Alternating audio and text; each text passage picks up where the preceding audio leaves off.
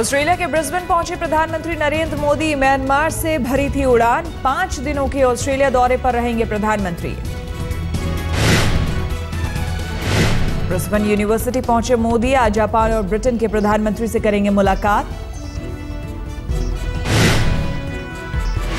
कल ब्रिस्बेन में गांधी की मूर्ति का अनावरण करेंगे मोदी। ऑस्ट्रेलिया के प्रधानमंत्री सम्मान में देंगे पार्टी। ब्रिटिश प्रधानमंत्री डेविड कैमरन से भी मुलाकात का है कार्यक्रम। G20 समिट में भाग लेंगे नरेंद्र मोदी। कल और परसों तक चलेगा G20 समिट। अमेरिका समेत कई देशों के राष्ट्रीय अध्यक्ष लेंगे भाग। G20 सम्मेलन खत्म होने के बाद भारतीय समुदाय से मिलेंगे मोदी। 17 नवंबर को अल्फोंस अरेना में मोदी की सभा। करीब 20,000 भारतीय भाषण सुनने के लिए होंगे इकट्ठा।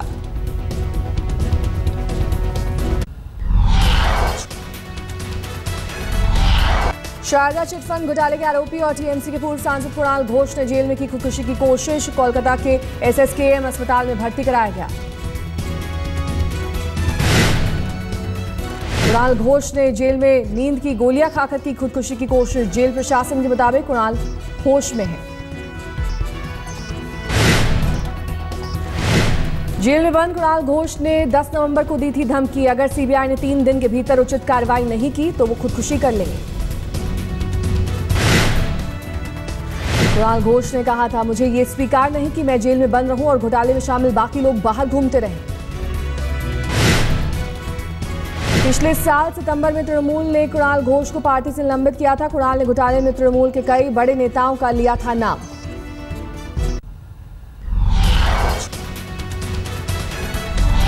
सामना में उद्धव का फडणवीस, एनसीपी और राज्यपाल पर हमला। कहा, इस अल्पमत की सरकार को महाराष्ट्र धिक्कार रहा है। सामना में उद्धव ने लिखा, फडणवीस ने नियम और कानून की हेराफेरी से महाराष्ट्र में सरकार बचा ली। बीजेपी के सर पर चांद तारों वाली हरी मुस्लिम टोपी आ गई। उद्धव ने लिखा, कल तक सत्ता टिकाने के लिए जो पाप कांग्रेस और एनसीपी कर रही थी वही पाप अब फडणवीस सरकार कर रही है। सामना में राज्यपाल विद्यासागर राव पर भी निशाना। उद्धव ने लिखा, अगर राज्यपाल उस दिन जख्मी हो गए थे तो अपने पांव पर चलकर कैसे गए। प्रधानमंत्री मोदी के स्वच्छता अभियान से जुड़े महाराष्ट्र के सीएम देवेंद्र फडणवीस। कोलाबा में धोबी तालाब पर कुछ विधायकों के साथ की सफाई।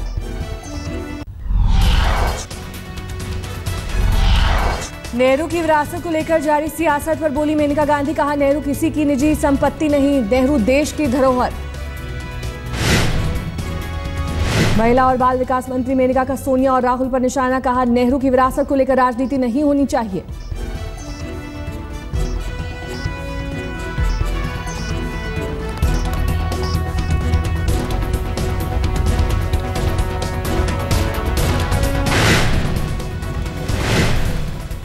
मेनका गांधी ने कांग्रेस पर साधा निशाना। उन्होंने कहा कि नेहरू किसी की निजी संपत्ति नहीं।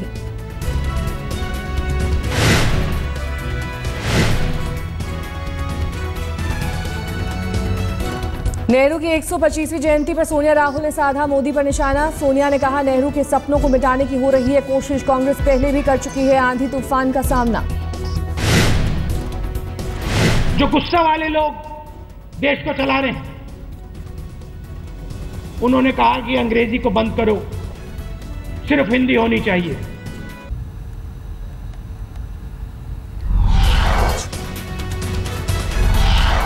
यूपी विधानसभा में जमकर हुआ हंगामा। बीएसपी और आरएलडी विधायकों ने उठाया गन्ना किसानों का मुद्दा। बीएसपी ने सदन से किया वॉकआउट। नहीं चलेगी, नहीं चलेगी, की ये सरकार नहीं चलेगी।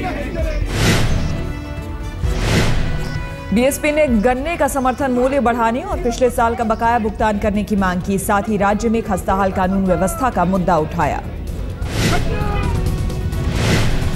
रक्षा मंत्री मनोहर पर्रिकर समेत 9 सांसद राज्यसभा के लिए निर्विरोध चुने गए। पर्रिकर ने बतौर बीजेपी प्रत्याशी यूपी से भरा था पर्चा। रामगोपाल यादव, आजम खान की पत्नी तंजीम फातिमा समेत 6 सांसद समाजवादी पार्टी से चुने गए। नीरज शेखर, झांसी के चंद्रपाल सिंह यादव, रवि प्रकाश वर्मा, जावेद अली खान बने राज्यसभा के सदस्य। मैं पहली बार इतनी कॉन्फिडेंट हूं आर्टिकल 370 को लेके कि हम कश्मीरियों का है, कोई हमसे छीन नहीं सकता है। हर एक कश्मीरी को कॉन्फिडेंट रहना चाहिए कि हमसे कोई छीनेगा नहीं। मंत्री और नेशनल कॉन्फ्रेंस के उम्मीदवार चौधरी मोहम्मद रमजान भूले भाषा की मर्यादा, विरोधियों के लिए अपशब्द का इस्तेमाल।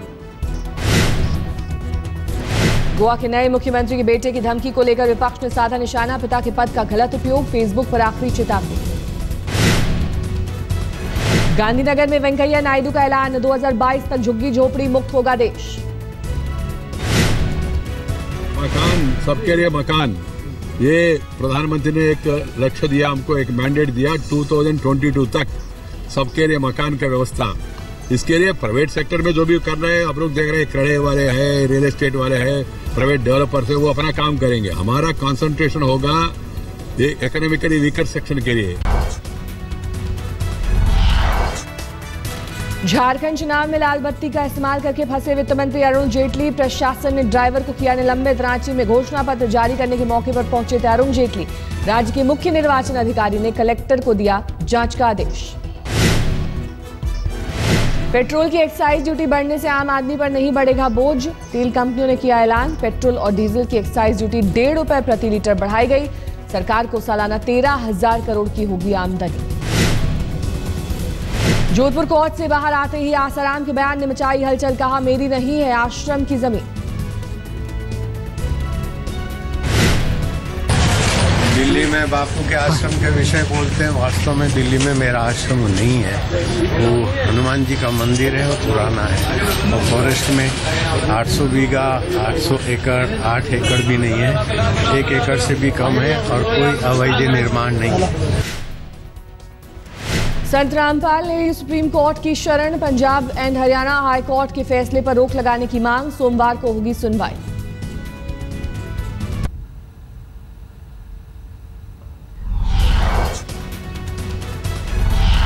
दिल्ली के प्रगति मैदान में लगा ट्रेड फेयर 27 नवंबर तक तमाम देशों की कंपनियों ने अपने उत्पादों की लगाई प्रदर्शनी। दिल्ली वालों के लिए खुशखबरी, डीईआरसी की तरफ से बढ़ाया गया सरचार्ज वापस लिया गया, 7% तक बढ़ा था दाम। दाम बढ़ने का आम आदमी पार्टी ने किया था विरोध, बोली उनकी सरकार आई तो आधा कर देंगे बिजली के दाम। कांग्रेस नेता मुकेश शर्मा आज बढ़ोतरी के खिलाफ धरने पर बैठने का उनका कार्यक्रम था। आम आदमी पार्टी ने जारी की 22 उम्मीदवारों की लिस्ट। पहली लिस्ट में केजरीवाल का नाम नहीं, आपने सभी मंत्रियों को दिया टिकट। 3 लोगों की कमेटी ने उम्मीदवारों की स्क्रीनिंग की। जम्मू कश्मीर में बीजेपी उम्मीदवार ने आर्टिकल 370 पर पार्टी से अलग ली लाइन, कहा आर्टिकल 370 हटाया तो उठा लेंगी बंदूक। ड्रग तस्करी के आरोप में हिरासत में ममता कुलकर्णी, कीनिया में ममता और उसके पति विजय गोस्वामी से हो रही है पूछताछ। ममता का पति विजय गोस्वामी पिछले रविवार को हुआ था गिरफ्तार। डायना पेंटी के साथ ट्रैवल प्लस ने जारी किया कवर पेज, साउथ अफ्रीका में हुआ फोटो शूट। रोहित शर्मा ने बनाया वनडे इतिहास का सबसे बड़ा स्कोर, 173 गेंदों पर बनाए 264 रन। सहवाग के 219 रनों को रिकॉर्ड को पीछे छोड़ा। कोलकाता के ईडन गार्डन में टीम इंडिया ने चौथे वनडे में दर्ज की 153 रनों से शानदार जीत के हीरो बने रोहित शर्मा। रोहित शर्मा ने वनडे में बनाया नया इतिहास, 2 बार दोहरा शतक जमाने वाले अकेले बल्लेबाज बने।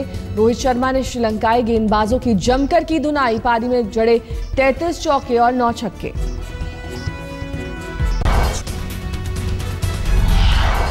वनडे के इतिहास में चौथा दोहरा शतक, रोहित की 2 डबल सेंचुरी के अलावा सचिन और सहवाग ने बनाई है डबल सेंचुरी। ईडन गार्डन के 150 साल पूरे होने पर रोहित ने दिया 250 का तोहफा। रोहित ने ईडन गार्डन को बताया खास, ईडन गार्डन में ही रोहित ने किया था टेस्ट डेब्यू, पहले ही मैच में बनाया था सैकड़ा, T20 में भी इसी मैदान में जड़ा था शतक। रिकॉर्ड तोड़ पारी खेलने वाले रोहित के घर में भी बधाइयों का तांता, पिता गुरुनाथ शर्मा ने दी बेटे को बधाई। आज जस्टिस मुदगल कमेटी की रिपोर्ट हो सकती है सार्वजनिक, सुप्रीम कोर्ट करेगा फैसला। जस्टिस मुदगल ने IPL स्पॉट फिक्सिंग की जांच की है।